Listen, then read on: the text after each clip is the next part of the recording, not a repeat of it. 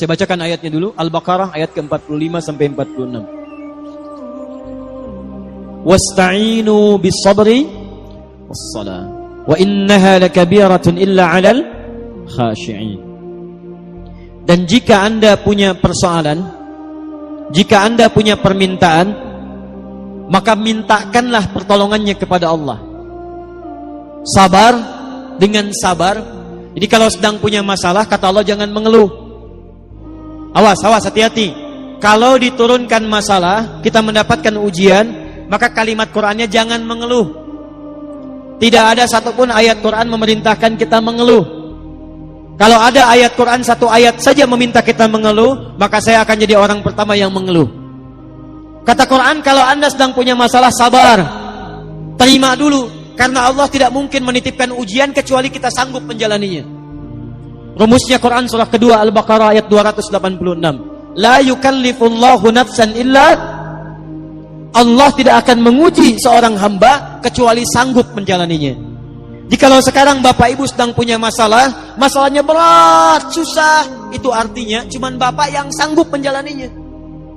Cuman Ibu yang bisa, yang lain tidak bisa. Makanya diberikan kepada Ibu, bukan pada yang lain. Jangan katakan, ya Allah, kenapa mesti saya? Why me? Kata Allah, why not? Kenapa tidak? Kamu yang sanggup, yang lain tidak. Tapi yang menarik, perhatikan. Wassalah. Lalu tunaikan salat. Bangun hubungan baik dengan Allah Subhanahu wa ta'ala. Wa innaha lakabiratun illa 'alal khashi'in. Dan sungguh salat itu tidak mudah dikerjakan kecuali bagi orang khusyuk. Yang paling menarik, setelah dia selesai salat, buka Quran surah keempat ayat 103. Perhatikan kalimatnya. Fa idza qadaitumus salata, maka jika orang telah selesai mengerjakan salat, apa ciri salatnya berhasil? Bukan sekedar dia menunaikan salam. Lihat sini. Assalamualaikum warahmatullah. Assalamualaikum warahmatullah. Kata Quran, tidak cukup salamnya disebut sebagai salat yang berhasil. Ciri orang yang berhasil salatnya, teruskan ayatnya. Fadhkurullaha. Maka orang salat yang salatnya tuntas dikerjakan dengan benar, salatnya bisa mengingatkan dia dengan Allah Subhanahu wa ta'ala. Jadi kata Quran, kalau orang benar salatnya, selesai salat dia ingat Allah.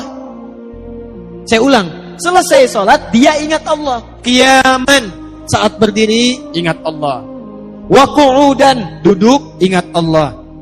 Wa ala junubikum, berbaring ingat Allah. Sedangkan kaidah mengatakan, kaidah al-qaidatu taqul, orang yang ingat Allah, alladzi yadhkurullaha fi hayati, orang-orang yang selalu ingat Allah dalam kehidupannya, itu mustahil akan menyimpang dari hukum-hukum Allah. Lihat, orang salat dekat dengan Allah, selesai salat ingat Allah. Kaidah mengatakan orang yang ingat Allah mustahil akan menyimpang dari hukum Allah. Sedangkan hukum Allah mengatakan setiap orang yang dekat dengan Allah pasti jadi orang baik. Lihat sini, orang yang dekat dengan Allah karena Allah sifatnya baik, hukumnya baik, maka orang-orang yang ingat Allah pasti mustahil akan tidak memiliki nilai-nilai kebaikan. Makanya Quran langsung menyebutkan, orang yang ingat Allah maka matanya hanya akan dipakai pada yang baik-baik. Orang yang ingat Allah, telinganya akan mendengar yang baik-baik. Orang yang ingat Allah, tangannya akan memegang yang baik-baik. Bagaimana cara mengingat Allah? Salat. Karena itu orang yang selesai salat mustahil berbuat maksiat. Otomatis orang yang salat itu akan selalu berperilaku baik dalam kehidupannya. Contoh nih Bu, Pak. Apa fungsi mata? Melihat. Tuh. Bapak Ibu punya mata, melihat. Kambing pun punya mata, kambing melihat. Sekarang apa bedanya mata orang rengat dengan mata kambing rengat? Kalau cuma melihat, kambing pun melihat. Kalau cuma melihat, elang pun melihat. Tuh lihat, elang naik sampai Gunung Karang. Naik sampai ke awan. Anak ayam kelihatan. Ayam Bapak Ibu diambil elang, dari atas kelihatan. Orang menes naik pesawat, melihat anak sendiri gak kelihatan. Apa bedanya mata kita dengan mata elang? Mata elang lebih tajam dibanding mata kita. Tapi elang tidak dihisap, kita dihisap. Quran surah 17 ayat ke-36. Innas sam'a wal basara wal fuada kullu ulaika kana anhu mas'ula. Sungguh pendengaran manusia, penglihatan manusia, bahkan pikiran manusia satu saat akan dihisab oleh Allah Subhanahu wa taala. Kalau mata biasa dipakai melihat saja, tapi tidak melihat yang baik-baik, maka hisabnya akan berat bagi orang yang punya mata itu. Maka itu turun ketentuan di Quran surah ke-24. Ayat 30 untuk laki-laki, ayat 31 untuk perempuan. Perhatikan kalimat Qurannya.